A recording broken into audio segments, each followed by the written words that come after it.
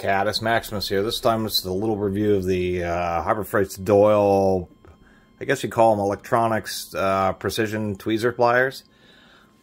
$8, but I'd get a different brand just because these seem pretty cheesy. One, carbon steel construction, come on now. You could at least use some kind of alloy tool steel. The second issue I have is they didn't put a chamfer here at the back of the jaws. You can see that they don't open particularly very far. Another thing is I don't like their spring design because it's jammed into the handle, so you end up having this handle being pretty smooth and even.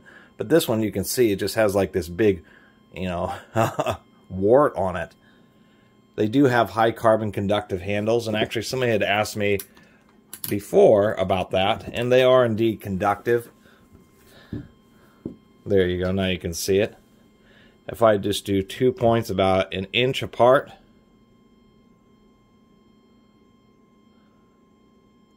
or dropping below, there you go, 8 kiloohms. If I do from the rivet to the end of the handle, it's a bit more, but it's still pretty conductive. So they are certainly conductive handles, so they're not lying about that. And that's just to help reduce static discharge. And what I mean by the chamfer is I have some GCs here, and you can see I like this spring design better. It's much more robust, and it makes it so the handles are even. These GCs are much higher quality. You can also see that they smartly put a chamfer at the back of the jaws so that you end up just getting a bit more reach out of them in those situations where you do need reach. I will give a little bit of credit. They did grind the jaws on these. They do sit pretty flush and flat. The tips do line up. The rivet is reasonably tight, although I don't think the rivet's as high quality because they use this ring and then they just do a little bit of swaging, which is a little bit cheaper way of doing it than doing a more true solid swaged rivet such as in these GCs. So anyway, that's my little review of these. For $8, they are made in Taiwan, but they actually have just a couple deficiencies. One is the spring design just isn't great, and two, just a complete faux pas. They should have put a chamfer on there. They should have realized when you're using these pliers that you would need something more than a ½ inch opening at the tips, and that's actually a disappointment. So.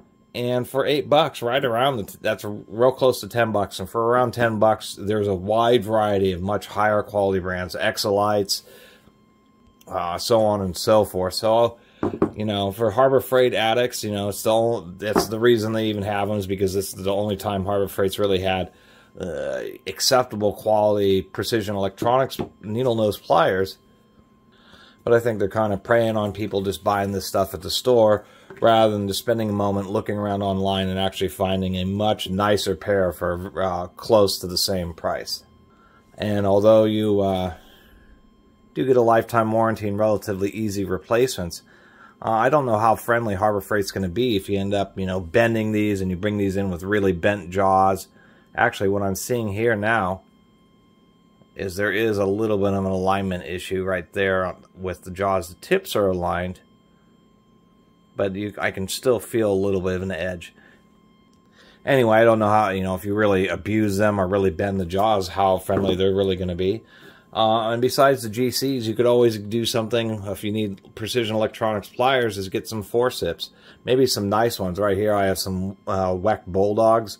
These are quite premium, and I really like these as electronics pliers just because they're so short and stubby, plenty of range, and you even get knurled jaws on one of them. And I love these pliers. These Wecks are some of my very favorite pliers. They're forceps, but for the situations that you'd use a pair of these on, something like these is going to be a much more useful and a much better bet. Surprisingly enough, and you can certainly find these on eBay for $10 or less used.